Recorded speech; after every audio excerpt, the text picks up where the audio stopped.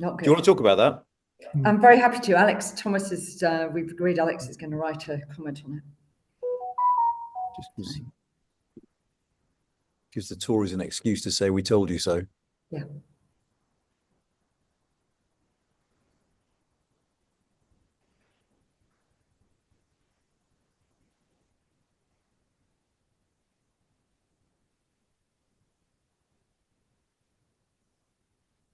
Hi, everyone, and welcome to this latest in the UK and a Changing Europe series of lunch hours. Today, we're trying to look ahead from the general election that I personally haven't quite recovered from yet, but anyway, and trying to figure out what comes next, what the challenges the government faces are, how the government might respond to them.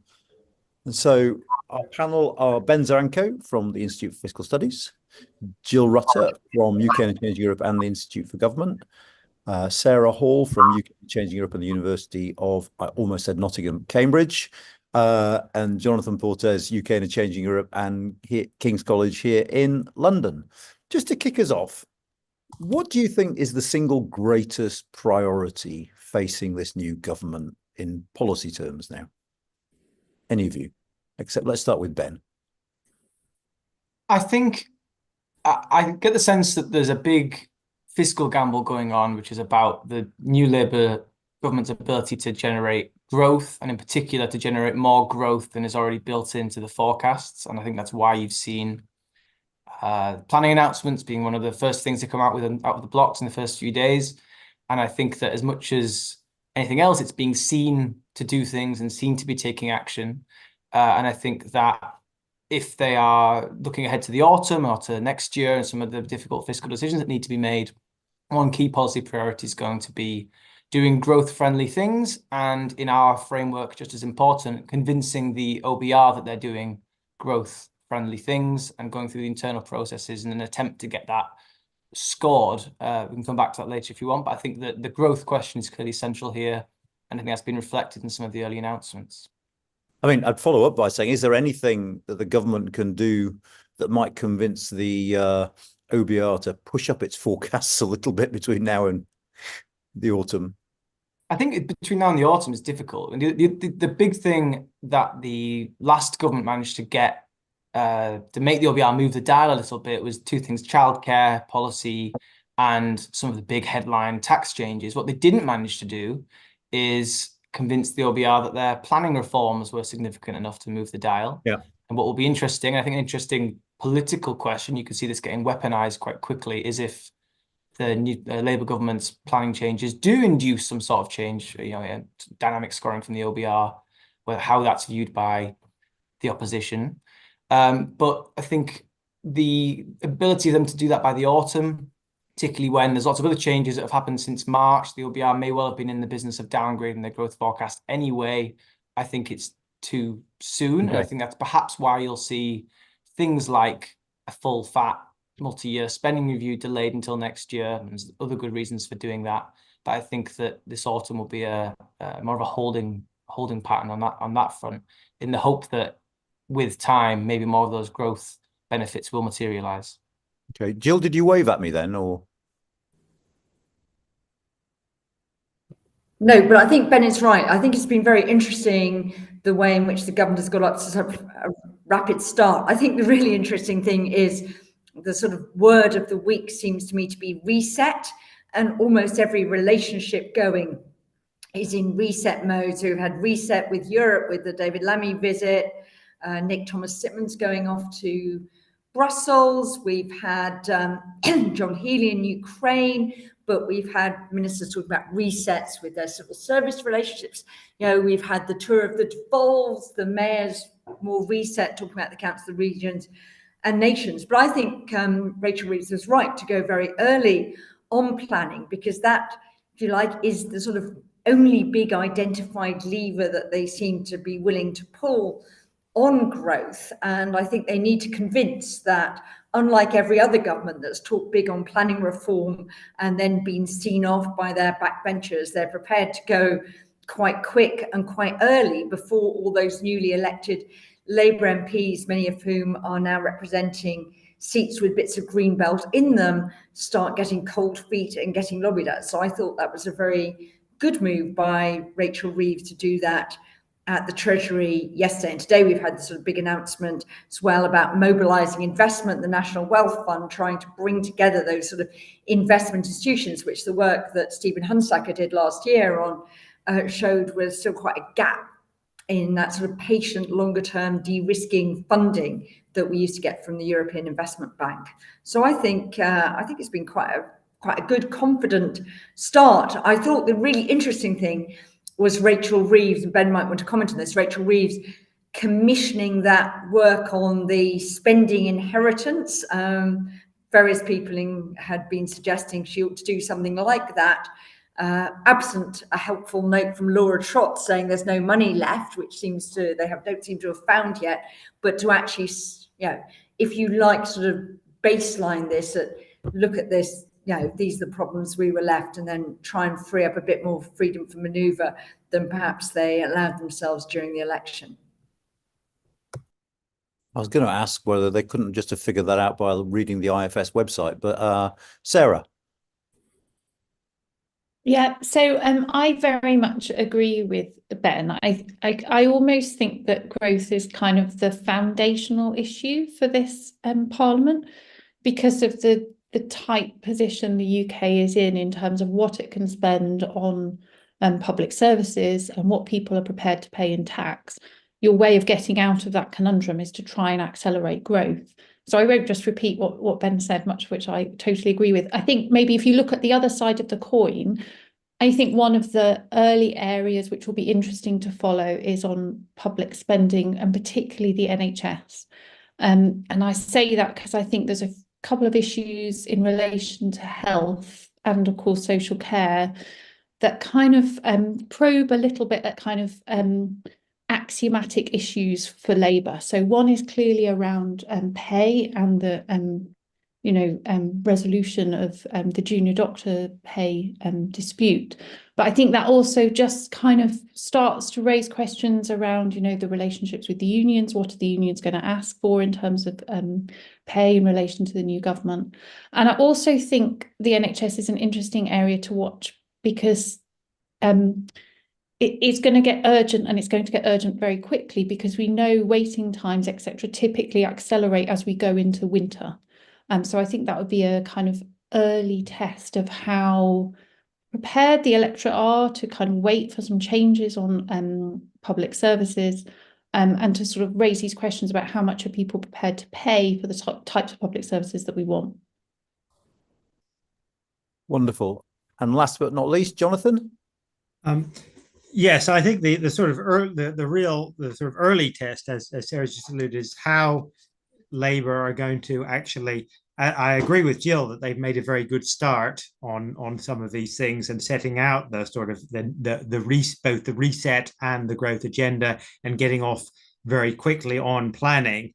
But that doesn't mean that they don't need to deliver some real concrete improvements in the short term, not next week, but within the next few months. So we've already had and avoiding disasters. So we've already are letting criminals out of prison early. Now that's obviously not Labour's fault, but that is not something you want to do, or that any government should be doing on a sustained basis. Similarly, we are almost certainly going to have to nationalise Thames Water in one form or another. How are they going to handle that? On pay, it's not just a question, and I agree with what the IFS said. It's not really so much about what the unions want, but about what the market is saying, right? I mean, if we don't increase pay, we are not going to have enough junior doctors. We are not going to have enough teachers in our schools. I do not think the electorate, whatever it thinks about tax, is going to be very happy about that. So the real test, it seems to me, is in the short term, what does Labour do to get itself out of this bind? Does it make significant cuts somewhere else? Does it let these disasters simply happen, which I think would be unwise and possibly unsustainable? Or does it change the fiscal rule? Does it change the fiscal rule in some way? Or does it find a way of raising taxes that is consistent with its promises? I have to say, my personal view is that the latter is a combination of changing the fiscal rule and some significant tax rises in a way that can be presented as broadly consistent with the manifesto is both economically and politically the right thing to do, because I think people are not stupid. They understand what's going on. But that is going to be a real test for Rachel Reeves and for Labour more broadly. Okay, so we've heard an awful lot about growth. In fact, Labour batted away questions about tax and spend during the election campaign by saying basically, fear not, we're going to have growth. Are you convinced? I mean, is there in the manifesto, are there things that imply that we're going to get the levels of growth Labour have talked about? I mean, at one point, Keir Starmer said he was aiming for a target of 2.5% growth, which in the context of contemporary Western Europe sounded quite heroic to me, but am I missing something? I mean, I think, go on, Jonathan. Look, the truth is that if you'd asked me or virtually any other mainstream economist, including Ben's colleagues at the IFS, in 2008 to 10, what was our forecast for growth over the next 15 years, it would have been a lot closer to 2.5% than to the miserable levels of growth we actually got.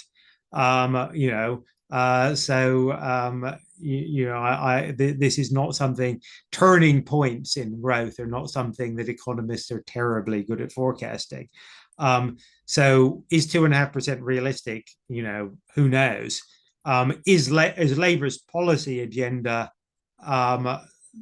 broadly sensible and or the best that we can do?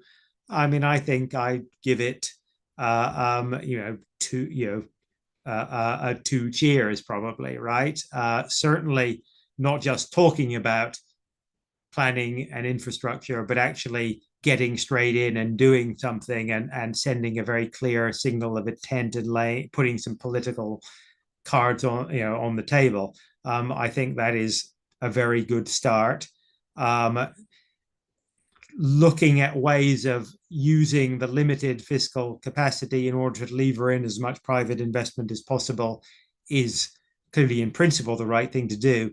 Delivering it in a way that isn't sort of wasteful and ending up with sort of dodgy PFI type stuff is very difficult. And that will, I think, be sort of the next test as to whether the private investment that we secure is sort of real, additional, and genuinely risk sharing, or whether it's PFI Mark 7 or 8 or whatever we're at this time. I think that's going to be another really big test. Ben, are you going to come in? Yeah, I think Labour's growth strategy is pretty clear. I think that their gamble to me seems that it's some combination of planning reform, measures to crowd in private investment, and a bit more active industrial policy, coupled with a quote unquote stability dividend, and the passage of time and a bit of good luck will be enough to get them out of this. I think that's a broad summary, and I guess that's not crazy. I think that on the planning side, on the bringing in private sector investment side, I think a lot of people would say, show not tell. I think, coming out of the blocks and with concrete announcements is a good start, but clearly planning reform is an easier thing to talk about than it is to deliver. This isn't the first time a government's tried to get to grips with it. I think there's big holes in their growth strategy where public investment is set to fall steadily over the next parliament. I think that their plans for tax reform are non-existent. Clearly on the question of trade and EU, there's not a huge amount of detail there. And so I think it remains to be seen. I think we should all hope that they succeed in what they're aiming for, make all of our lives a lot easier. But I think that when you mentioned Rachel Reeves commissioning a review of their inheritance and so on, that seems clearly designed as a framing device, able to point to all the problems they've inherited, many of which are very real. But this is no surprise. This isn't something that they've been, shouldn't be horrified to have discovered upon taking office, that the UK has lots of challenges fiscally in its public services and all these difficult decisions to be made. That's not new. And so that's very much a political thing that they're doing. And I guess the point is that they won't be able to dodge that come the autumn. Maybe you can kick it into next year, but at some point you have to confront some of those things. And that dilemma that Jonathan was talking about, what gives, I think we'll find out. Should I just say on that from Ben, I think this is precisely a device to enable Rachel Reeves to confront that early by actually saying, look, I've exposed that. And we're seeing that this week with the sort of action potentially on prisons, the inherited thing. We know that Alex Chalk was asking to do exactly the same option as it looks like Shabana Mahmood is being presented with on early release to manage the failure to add enough prison capacity. And I think what will be really interesting is if Labour can sort of act on two time horizons, one of which is sort of dealing with some of these short-term nasties that they have been bequeathed by a government that knew it was probably going to leave office relatively soon, and then work on a second sort of tranche of things which will pay dividends later in the Parliament, they would hope, about some proper public sector reform. The big question for doing that across many of the public services is how do you actually do that without quite substantial upfront investment? Because what we know is we've underinvested in a lot of those, whether it's buildings in the case of prisons, but maybe the appointment of James Timpson heralds a really interesting new approach to the prison population. That will be really quite good and refreshing, I think. NHS IT, Wes Streeting going on. I've just been watching him at the Tony Blair Fiesta, where he's been going on about the nightmare that it takes doctors and nurses sort of half an hour to log on in the morning because they have to go through so many passwords and things. But all of that requires some upfront capital, and it'd be very interesting to see whether Rachel Reeves gives herself any room for manoeuvre for a bit more investment, which will be critical to reversing what's been an appalling productivity performance by the NHS since the pandemic. Sarah, on growth? Yeah, on growth, I just wanted to pick up on Ben's point that one of the issues that the government is banking on is a kind of stability dividend. And I do agree with that. And I think it's worth sort of thinking about why that might be the case. So I think one of them is that there are some fundamental aspects of the UK economy that remain strong despite, recent economic performance. And Jonathan and I set out quite a lot of these in the State of the UK Economy Report, quick plug, from UK and a Changing Europe earlier this year. But things like, skill levels are generally good, despite kind of recent skirmishes, I guess you might say. The kind of regulatory landscape is kind of reasonably well trusted by business, for example. So I think there are some fundamentals of the UK economy that have been strong and remain strong. And I also think that stability in a kind of relatively globally open economy is a relative question. And it may be that, with a large majority, the UK looks more stable than other countries which are kind of going through elections this year, particularly in terms of what might happen in France, I think. And basically, the academic research shows that, investment generally quite likes stability. So I think that shouldn't be underestimated as a potential positive for the UK economy. Jill, there's a couple of questions here. Yeah, a couple, because I'm going to do both. And I'm going to put to you both from Anonymous. One, which is the sensible one, is what do you expect to be the first bills in the new Parliament? And would you expect a new government to pick up any of the bills that didn't get through under the old government? The other, which is reflective of our very highbrow audience, and you can do a yes or no, is will Jimmy Anderson get a knighthood? On the second one, well, I don't approve of knighthoods. I think knighthoods are naff, and I think Keir Starmer is slightly recognising that, because It's really interesting that the .gov.uk website refers to me as the Prime Minister or Keir Starmer. So I think, but if anyone deserves a knighthood, it's clearly Jimmy Anderson, if not a peerage. I mean, Ian Botham's got a peerage, for God's sake, so you can give one to Jimmy Anderson. So that's that, but it'd be much better probably if we went on picking him for the test matches. But, and thanks, Anonymous, for a sensible question. Now on to the predicting the King's Speech. I mean, the King's Speech, I mean, it's a stupid part of our constitution, frankly, because I think it's a speech that should be made by the Prime Minister, and we shouldn't have to have sort of bits of performative legislation to enable people to hook their core messages about what they're trying to do. But they will do things. I mean, we will probably expect to see something on planning. Interesting to see how much they can do on guidance and calling in decisions, but probably something on planning. Be very interesting to see, because they'll need to, if you like, JR proof, I think, some of the moves that they're making on that. I think Ed Miliband will be very keen to have an energy independence bill. And it'd be very interesting if they decide to go through sort of, if you like, mission by mission to decide they have to have some sort of critical legislation there.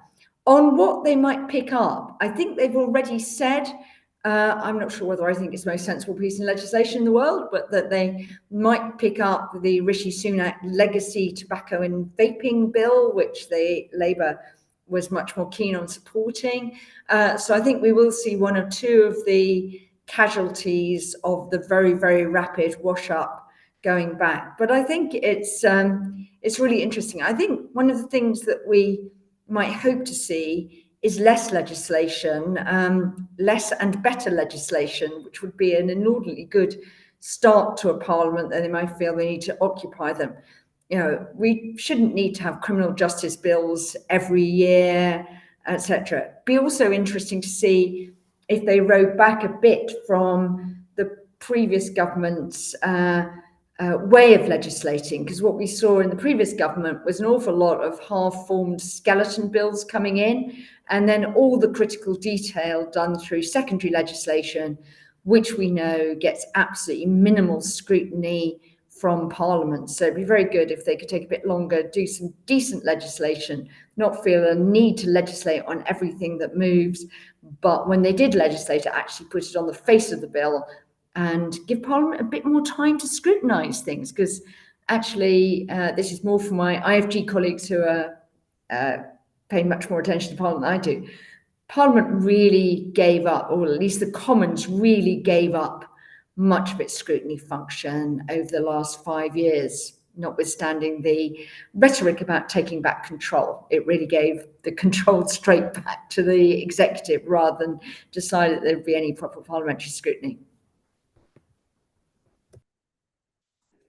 So it was a very interesting conversation on Sunday night between your IFG colleague Kath Haddon and Lucy Powell, who's Leader of the House, on the Westminster Hour about precisely that. And Lucy was saying that they intend to, you know, make parliamentary scrutiny real again. So we can wait and see. I mean, just judging from, I mean, IFG did this sort of live blog over the weekend, and the tone suggested to me that basically the first steps procedurally that have been taken have gone down quite well. Is that fair?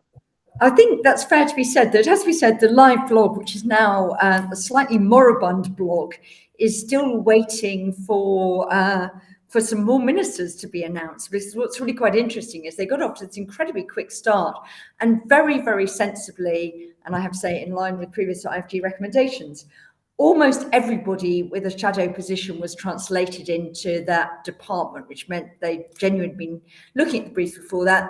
There were two exceptions forced on Keir Starmer in the shape of Jonathan Ashworth and Thangam Debonair losing their seats. So Lisa Nandy had to be moved into culture, a brief she hadn't shadowed, and that required one or two changes. And Emily Thornberry seems to be the sort of, you know, one deliberate non-reappointment, I think, because Keir Starmer basically wanted an attorney general whose legal advice he trusted, so he didn't have to sort of be marking the legal advice all the time, because if you're a very good lawyer yourself, you probably don't feel you need to do the job.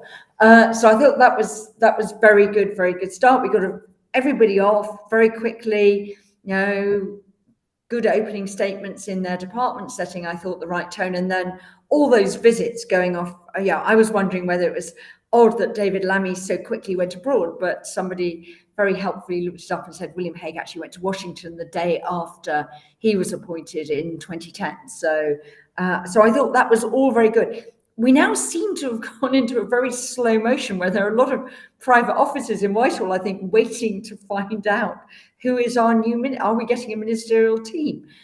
Because we've had a few minutes, we had some Minister of State appointments. I think one of the really interesting developments, and I think it's been quite a good transition, but one of the really interesting thing is the sort of some of these Minister of State appointments where they've either gone for external experience. You had Patrick Vallance, James Timpson being appointed, the sort of Gordon Brown government of all the talent. But we've also revived some people with earlier ministerial careers who've come back into Parliament or are being put in the Lords, like Jackie Smith, which I think is a really interesting one where you've got a Secretary of State with no ministerial experience, they seem to be quite keen to bolster them with somebody who will actually give them a bit of sort of, Whitehall Nous knowledge, help them do that, and won't have an ambition to take their job. So I think that's actually a really interesting way of constructing a ministerial team. We'll see whether those relationships work. I don't know how much some of those people have been involved in helping formulate plans. We've had a little bit of an inkling about what mission government looks like, which is, of course, one of the big catchphrases of the Starmer government. Keir Starmer said that he's going to chair the mission board.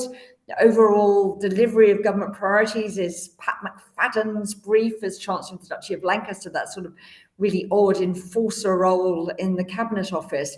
So it'd be very interesting to see how it works out. But it looks quite well planned, but we're all on tenterhooks to see what the next tranche of ministerial appointments looks like. So please, Keir, get them announced before you get on that plane to Washington. So anyway, let your government start sort of really getting stuck in.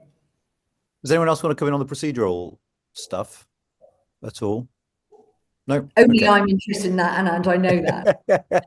Any civil servant watching is also very interested, but I think it's been quite an impressive start. Can I just add that I also thought that the Prime Ministerial press conference, which I don't think we've seen quite the like of that. We obviously had the Rose Garden event with David Cameron, Nick Clegg. I thought that was, that actually showed somebody who looked more comfortable as Prime Minister, perhaps, than he did as a campaigner. We always talk about the fact that governing is not campaigning. And usually that's because good campaigners come in, they've won, and it takes them some time to adjust to the style of being in government. But I thought that Keir Starmer looked like somebody who the campaign was a bit of a pain in the neck to have to get to where he felt more naturally at home. And of course, Keir Starmer, almost uniquely of prime ministers in the post-war period, has run a big organisation and has been inside government as a permanent secretary himself. So perhaps it's not so surprising he feels much more comfortable in that role than as an out-and-out politico. I did find myself wondering if they were ever going to use that brand spanking new press room that Boris Johnson built. It looks like they're not. But just for those watching, do please vote for the questions you want me to pose to the panel. And by far the most popular one, I'm not sure who to give this to because it's quite a political question, which is, given how disproportionate the outcome was, do you think we're now going to have a proper political debate about first past the post and electoral reform? My answer to that would be no, but I don't know if anyone else on the panel wants to respond. No? I mean, I have to say... Just way beyond my area of expertise, but just to say, isn't the point that the precise point at which you have the power to do something about first past the post is the point at which you've just benefited from it, and that feels like we're just repeating that the cycle again. Yeah, I think Ben's absolutely right, but I think the interesting thing, it'd be interesting to see how opinions shift on first past the post. Reform, to be fair to Reform, have been arguing for PR ever since they were formed as a company. It was on the Brexit party agenda as well. The Lib Dems finally got a proportional outcome, which is I think almost a first for them.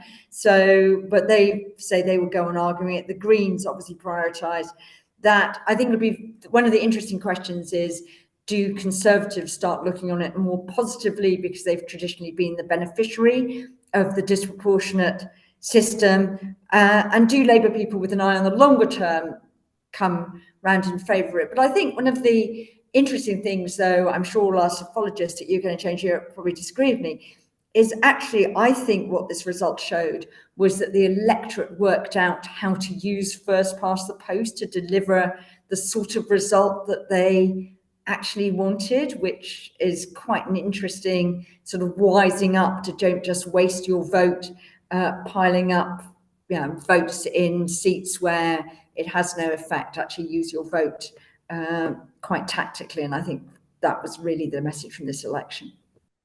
So I do feel compelled to say with regard to reform that they seem to think that some referendums are overturnable and others aren't. I do recall us having a referendum on the electoral system not long back, but anyway. And on AV is not proper PR. No. But on that very issue, we've got a question asking what Labour intends to do to reset our relationship with the EU, and whether the UK can get what it wants from the European Union. Who wants to kick us off on that? Someone surely must be able to talk about this. This is UK Changing Europe. I think when you give it a crack, Anand. I just asked it. I was going to shake my head when Jonathan speaks. So I'm very happy to give it, and then Sarah can say why I'm wrong, and so can you, Anand. I think that there will probably be an appetite for close cooperation on defence and security. That was something that the EU always wanted and was quite disappointed that Johnson, Frost people took off the table after it was in the political declaration that they agreed with the May government. There was a big substantive area of thing, and I think that's potentially a bit of a win-win. Does it move much? Don't know. And quite interesting that in the Starmer phone call with Ursula von der Leyen, they picked out defence security cooperation and cooperation areas like climate change, again, not threatening the beasts or indeed anyone's interests. I think the really difficult bit comes on renegotiating aspects of a trade deal, which, Anand, as you have said yourself before, is actually quite a good deal from an EU interest point of view, because basically cutting the UK slack on that means giving the UK back a bit that was given away. And I think the really interesting question for Labour is, has it thought through what it's prepared to put on the table that the EU might want from the UK in order to make that something where EU countries, who will be very preoccupied by loads and loads and loads of other issues and political instability in both France and Germany, has it actually thought what it could offer to make that a deal worth thinking about and doing from an EU point of view? But the key thing is that in terms of moving the economic dial inordinately, there will be potentially benefits to individual sectors a bit if you do a deal on agri-food through an SPS deal and things like that. But it's not going to magically translate the UK growth rate from sort of its current anemic level to 2.5%. I'm not sure even joining the customs union, the single market, would do that, but it's relatively small beer, and I think the Labour government have to think, what actually is it prepared to offer to get Europe to the table on some of that? Sarah, did you want to add anything? Yeah, I thought the question was really interesting, actually, because I think if I heard you correctly, the question said, like, what would the government need to do so the UK can get what it wants? Yeah. And I think that phrase is really interesting. Like, does the UK know actually what it wants? And I think perhaps it's not as clear as that question suggests. But broadly, I agree with Jill. I mean, it's quite clear, I think, that there are some sectoral specific issues that the government is interested in addressing, particularly around SPS, as well as closer defence and security cooperation. I think there's a really interesting and potentially thorny set of issues around mobility, and whether you look at youth mobility and sort of see that as a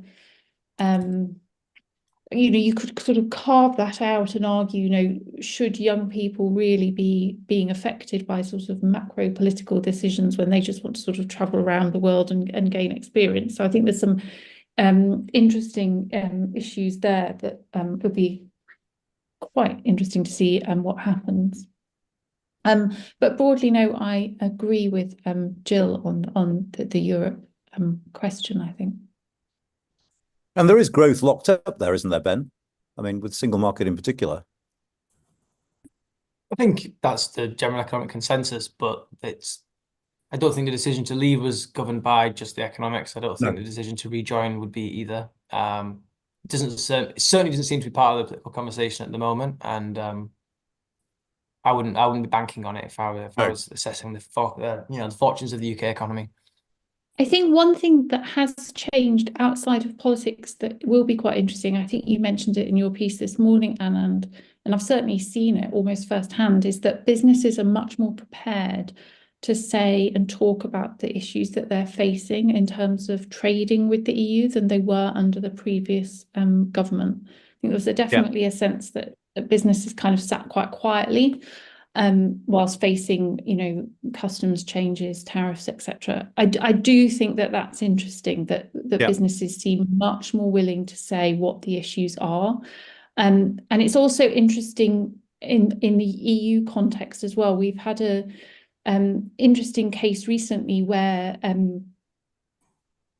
sort of conversations, particularly from European banks, appear to have been quite important in the EU relaxing what appeared to be quite a strong red line on clearing. It's a very technical area. They were being very clear about what would need to take place within the EU, and it seems like the sort of power of financial institutions actually led to a slight change in the EU's position on that particular regulation. So there are examples where clear sort of signals from business on the EU side certainly seem to be making an impact. And I think it'll be interesting to see if a similar thing happens on the UK side now. I think that's one of the big kind of changes. Sorry, my mind just totally went blank when I first answered the question. I knew I had something more interesting to say, but that was it. I mean, that was really interesting because actually the French government changed its mind, as far as I can see, on that, partly under pressure from banks. But I think you're right on business. I mean, I remember, you think way back to just before the referendum when John Redwood was talking about businesses that back Remain would be punished.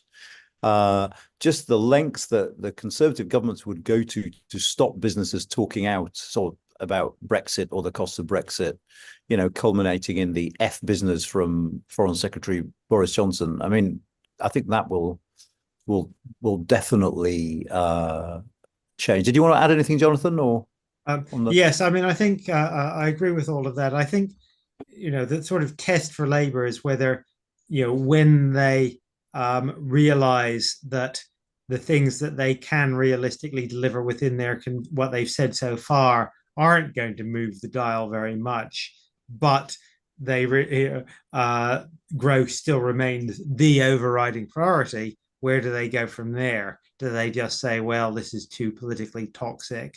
Or do they say, well, actually, there are other things we do? And the most obvious there, I think, probably is actually youth mobility, because you can do an awful lot of things on mobility that don't involve the full reintroduction of free movement. So they would not technically be breaking their manifesto pledge by going a long way towards the sort of proposal that the Commission has put on the table. And that would actually make it wouldn't give you 2.5% growth, but then nothing gives you 2.5% growth on its own. It would be a rather bigger deal than some of the other things that they've talked about so far. And from my expertise is not the politics, but what I've seen, the idea that there'd be some sort of huge political backlash against allowing, more Portuguese bar staff or Polish construction workers seems highly unlikely, actually.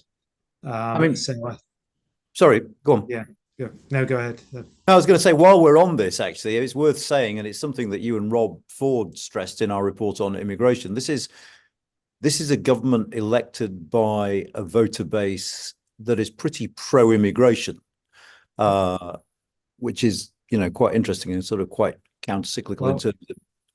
Well, that's right, and that brings up another sort of big test. Again, what do you care about? Are you serious about growth or not?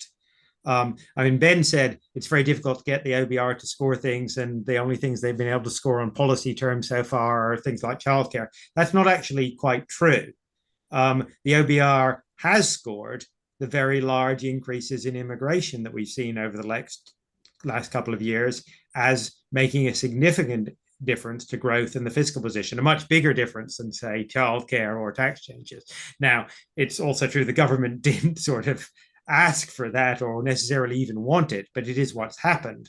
And that will be the case in future.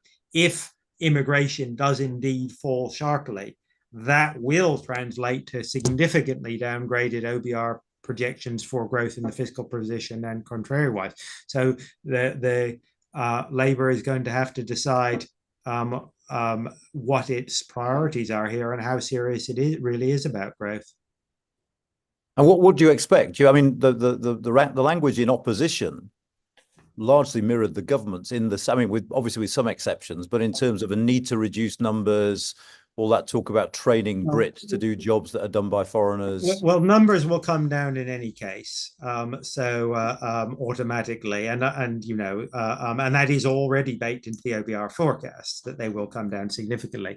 The question is, if numbers overshoot on the way down, as might well be the case, threatening your growth strategy, do you actually do something and relax a little?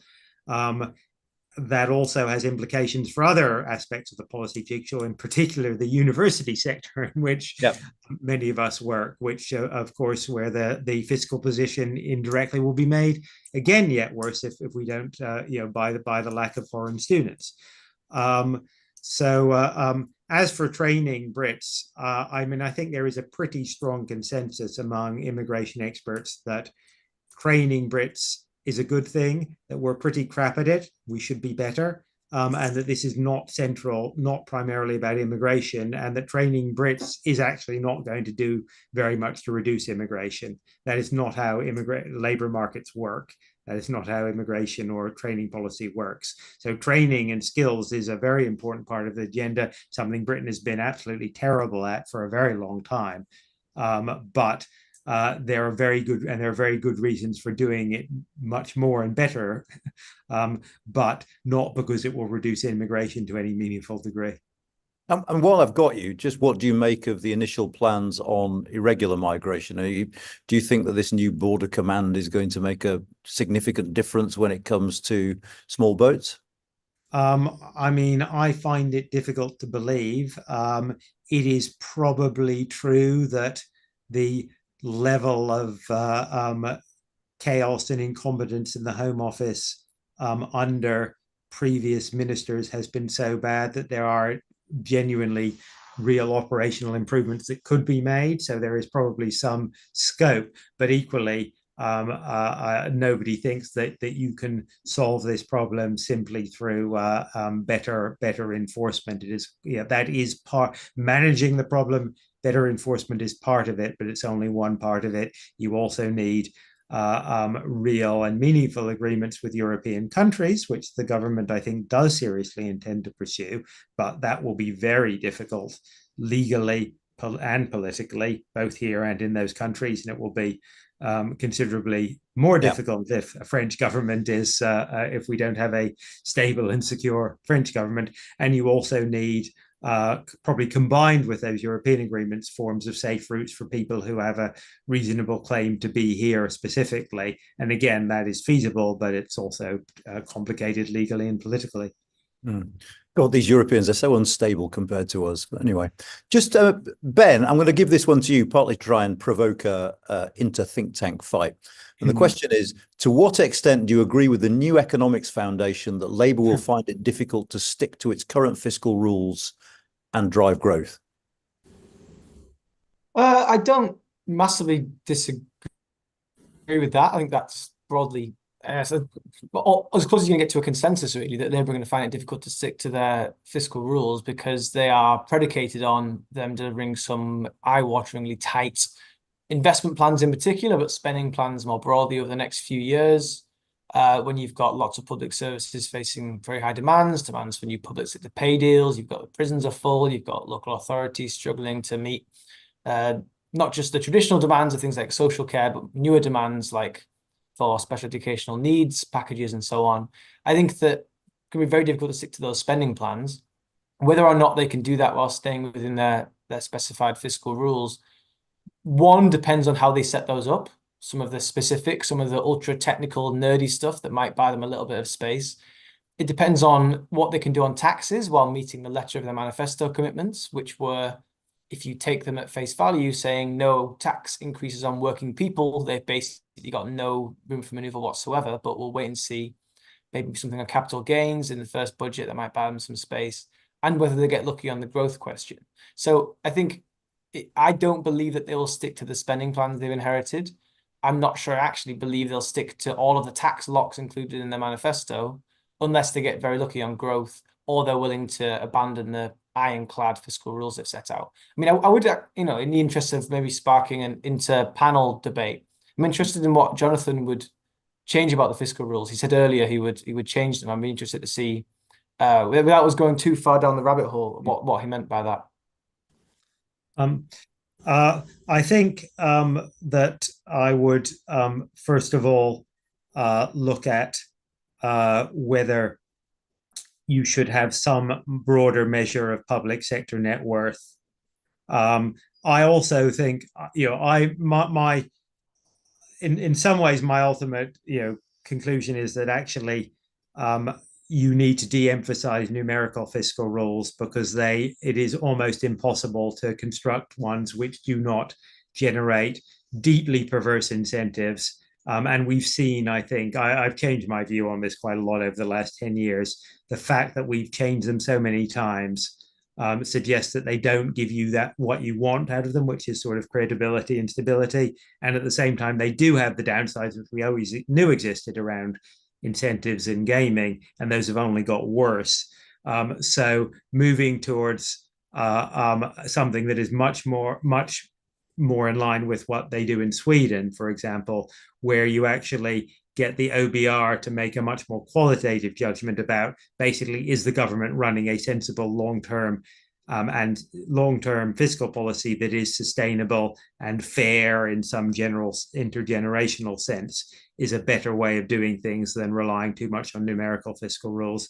That might be a bit too much of a jump to do it at once, but I think you could start off by loosening the constraints by adding something on public sector net worth and by increasing the qualitative role of the OBR with a view to over time moving even further in that direction.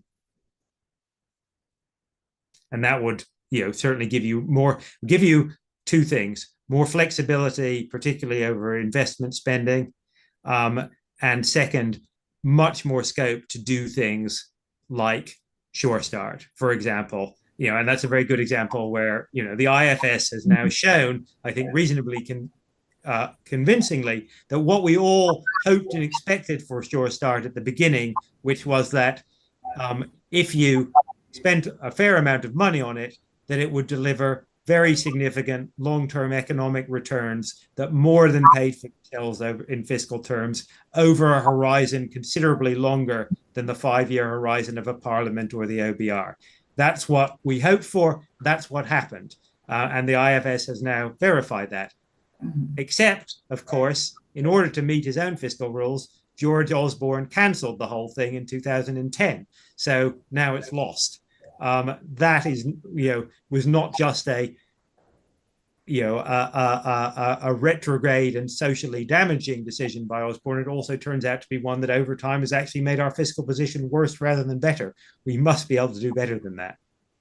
Jill? It's not completely true that George Osborne cancelled Sure Start. He removed the ring fence around Sure Start, which gave local authorities the sort of license to It gave local authorities no choice but to cancel it because they had to spend money on their statutory obligations to fund social care. But even then, they weren't solely doing, they hadn't all declared sort of bankruptcies and stuff like that. But Jonathan's right. I mean, it would have helped actually, I think, if Labour had set out the objectives for Sure Start, which I think they were a bit vague about at the start, and which changed when whichever minister at the time was in charge of Sure Start. So I think could be set up a bit better. But Jonathan's right that it was quite an interesting example. I was asked about bills. One of the early bills we do expect, I think, is to see the Rachel Reeves legislation on the OBR, strengthening the fiscal lock and things like that. And I think it'd be really interesting to see what she says about the OBR and the role of the OBR. She's also quite interested in setting up other bodies, which she may or may not do on a statutory basis, things like her Office for Value for Money. There are quite a lot of commitments, I think, to set up random sort of extra bodies to keep the government to the straight and narrow, or relatively straight and narrow. So I think it'd be very interesting to see what goes in the new budget responsibility charter as well along the lines. Because one of the things that everybody's saying is, you know, I saw Neil O'Brien saying on Twitter today, oh, but you know, what's happened? Why does she need to look at the numbers? The OBR put in spending numbers. But one of the things I think there was absolutely think tank unanimity about going into the election was just by penciling in the numbers that the government had, which weren't real plans beyond the end of 24, 25, you know, we didn't actually have a proper assessment of what public spending was going to be in the coming period. And that actually was why everybody could dance around talking about changes at the margin, but no one addressed but you know, we've got real underlying problems in most of our major public services now, and the funding doesn't match the scale of those problems. Excellent. We've got quite a few questions in on the broad theme of regional inequality. From one question from Cornwall saying, we've now got 4 Labour MPs. Can we expect to see some movement towards addressing some of the problems this region faces? But we learned today, I think, that levelling up is officially dead as a term in government. What plans do Labour have? What have they outlined in terms of their approach to these issues, if anything at all? And are we convinced by them? Sarah, you didn't go last time, so I'm going to pick on you. Yeah.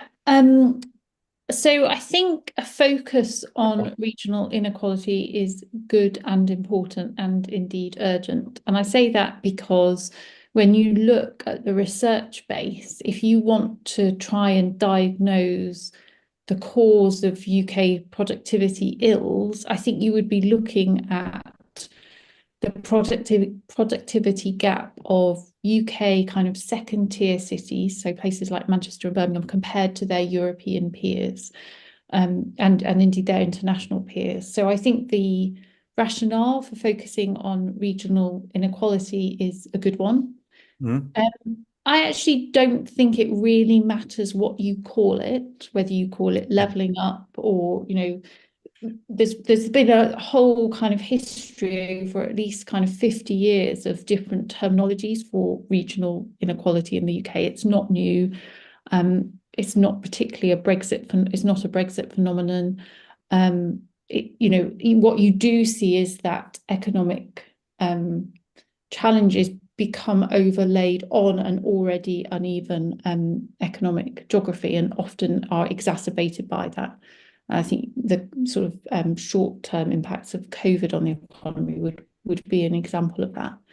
In terms of what you do about it, I thought it was quite interesting that the government is meeting metro mayors and seems to be taking the level of metro mayor quite seriously. And in recent years, we've seen the sort of governance structure of regional inequality change quite profoundly in the UK. So the ending of things like local economic partnerships, regional development agencies, and a move to the sort of mayoral system.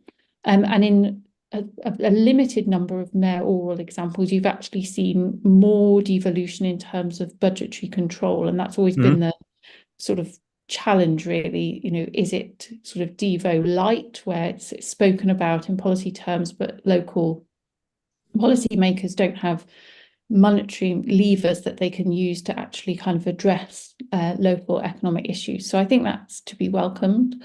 I think returning to where we started the conversation, there does seem to be quite a lot of interest in the sort of planning reform and targeting areas, not just in London and the southeast, but also around, for example, Bristol, Bath, around Birmingham. And that, again, makes a lot of sense, especially around Birmingham, where you've already got a big infrastructure investment going in terms of HS2. I think, so I think there's a sort of governance set of questions. One of the really interesting things is that you're going to see regional mayors of the same political party of the government in charge, much more than we have recently. So how that plays out is going to be intriguing. So there's those sort of political issues. And then on the economics, I think it's important to target big cities. The economic literature would suggest that kind of agglomeration economies matter. And that actually is slightly different to the geography of levelling up, which focused at a much more micro scale, sort of town, high street, local authority scale. So I think if there is that shift to acknowledge the importance of, or the potential value and productivity gains from large agglomerative economies, that would be welcome. Was that bad news for Cornwall, Sarah? Yeah. Oh, sorry. Yeah, potentially, yes. Yes. Yeah. I think it's really interesting that the last government signed a devolution deal with Cornwall. And one of the, I think, interesting things is the extent to which devolution really sort of, kick-started by George Osborne's Treasury has become sort of quite a consensus that it should be deepened and widened. I think it's really interesting to see how they're going to make that work in more rural areas, because as Sarah said, it's really been focused on the big urban areas so far, and big question marks. But I think there does seem to be some sort of straws in the wind. They're actually going to have a more sensible approach to local government funding. One of the things that local government complains about is that everything is done through competitive funding, very short-term funds. You get the money late and you have to go through loads and loads of hoops and spend lots of money to apply, and then you don't win it and you've wasted that money. So I think if we can really sort some of that out, that would be quite good. It'd be also very interesting for a place of Cornwall.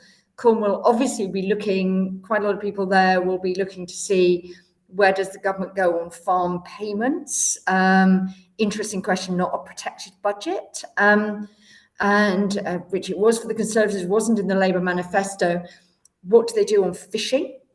A very interesting debate, because that'll come up for renegotiation in 2026, I think. Really interesting as an area where the EU might want concessions. That might cut both ways, because we know some of the fishing fleets were quite badly affected by new SBS rules moving their exports into Europe. And I think the other thing will be whether the government can actually really get some traction on more affordable housing, because one of the things that has been quite a big problem in areas like Cornwall has been the fact that locals cannot afford to live there with sort of booming second housing. I think that's slightly gone off. So I think it's really interesting, but I think losing the phrase levelling up is probably a good thing. I don't think Richard Sunak was that keen on the phrase, but this does seem to be an area of a degree of continuity. Yeah. Ben or Jonathan?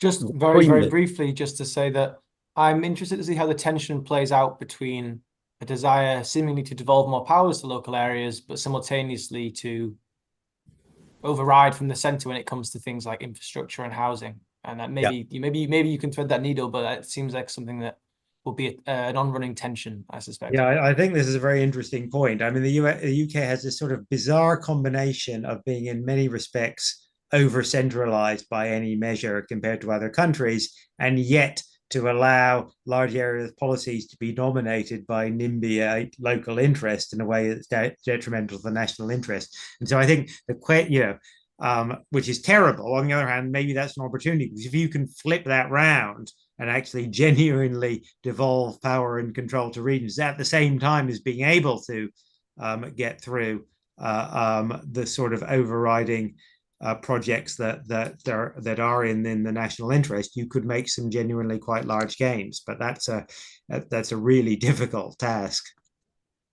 Yeah, I think one of the really important and interesting shifts in terms of political economy is the rise in the number of marginals, and the fact that there is increasingly less such a thing as a safe seat in our politics, which means in many of these areas, one of the problems they faced was they were largely overlooked because they were safe seats, often safe Labour seats in some of these areas. And actually, that is now a thing of the past. I mean, it looks like in the Red Wall, for instance, none of those seats are going to feel particularly safe or secure. And I think the best thing an area can do to be sure of political attention is to be electorally significant, and far, far more parts of the country now. I mean, we used to, up to 2015, we used to talk about the steady decline of marginal seats.